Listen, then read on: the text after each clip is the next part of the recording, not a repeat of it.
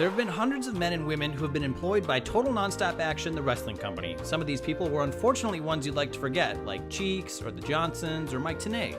You'll likely recall Hulk Hogan, Ric Flair, and Kevin Nash spending time in Dixieland, but plenty of other big names have been forgotten to the sands of time. Fear not, former legends and heroes of wrestling, now is your time to shine. I'm Andrew with What Culture, and let's look back at 10 wrestlers you didn't know were in TNA.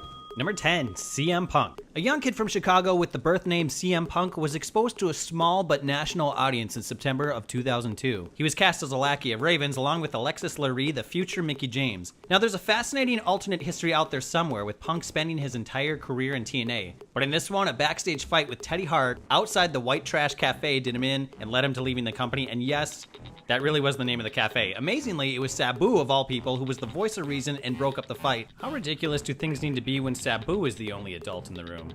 Number 9, Dusty Rhodes. That's right, Daddy-O. Dusty Rhodes used to be funky like a monkey down in TNA. He actually competed in 18 matches when the company was running weekly pay-per-views. Among the legends he faced were Vince Russo and Disco Inferno. Historians often put those feuds right up there with his battles with Flair. As TNA grew, Dusty moved into an on-air authority figure role and became the director of operations, as well as the head booker behind the scenes. He conducted all of his business from a pickup truck. A feud then commenced between Trinity and Tracy Brooks over who got to be his personal assistant, so it's a really good thing that the booking power didn't go to his head. Rhodes lasted about 6 months in the role before he was removed from Power, and after that, he drove his pickup truck off into the sunset and into WWE, this time without polka dots. Number 8, Diamond Dallas Page.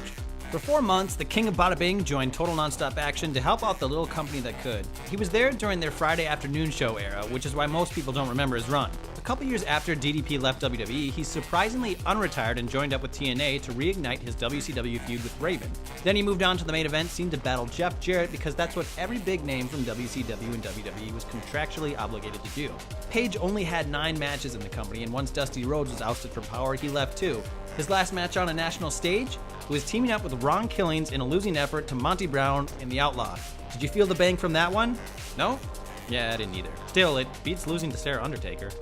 Number 7, Test. In 2006, Andrew Martin was released from WWE for the second time. His physical appearance should have raised red flags to anyone who saw him, but instead he was rewarded with a nice big push in ECW. To the surprise of nobody who was paying attention, he failed a wellness policy test and soon left the company. 6 months passed and then he showed up in TNA somehow looking even bigger. He joined up with Sting and Abyss to take on AJ Styles, Christian and Tomko at Hard Justice in a Doomsday Chamber of Blood match. I have no idea what that match is. Anyway, it was one and done for Martin and TNA. After the pay-per-view, someone finally came to their senses and told him they couldn't have him on the roster due to his physique. Congress was looking into professional wrestling at the time because of the Benoit murders, and TNA obviously didn't want that attention, so they let him go, but unfortunately, Martin never cleaned up, and he passed away 2 years later at the age of 34. Number 6, Lex Luger. Let's try to be a little less morbid here and have fun. While the Lex Express completely missed out on the invasion angle in 2001 after WCW went out of business, that bus soon sputtered into the TNA parking lot for one night in 2003. Luger was a big name during the Monday Night War, but it felt kind of sleazy at the time for TNA to bring him in, because earlier that year, Luger made headlines after his girlfriend Miss Elizabeth overdosed in his house. Okay, that's pretty morbid. The sole match Luger took part in was teaming up with Jeff Jarrett to take on AJ Styles and his good buddy Sting. While Luger's physique was still impressive, his wrestling skills weren't so hot. He basically posed and threw a few punches, which, now that I think of it, was kind of 90% of his offense anyway. Number 5, Roddy Piper.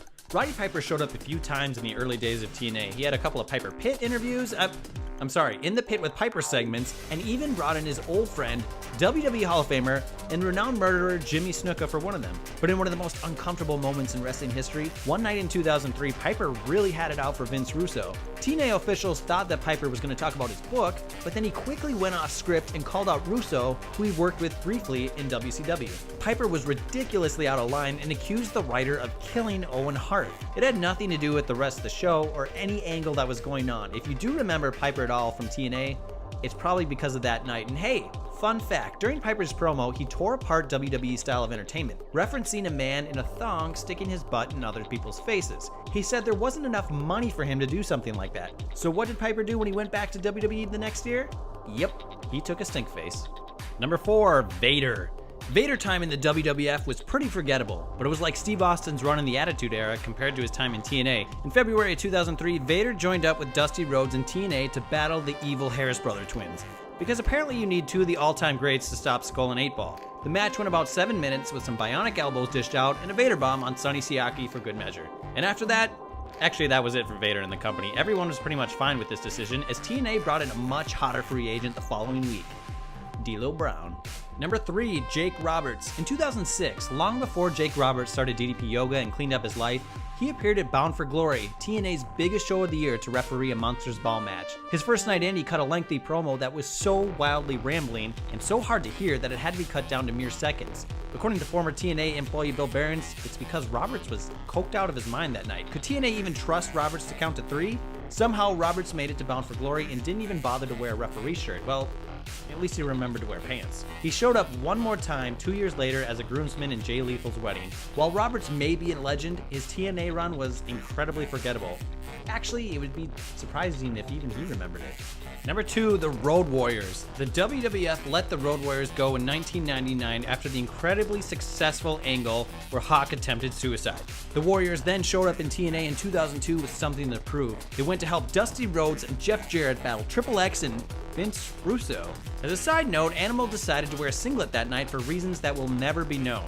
Okay, so it was probably to cover up his gut. But unfortunately, due to the interference of Mr. Wrestling 4, the Road Warriors lost their match and left the company. Oh, what a disappointment. Number 1, Randy Savage.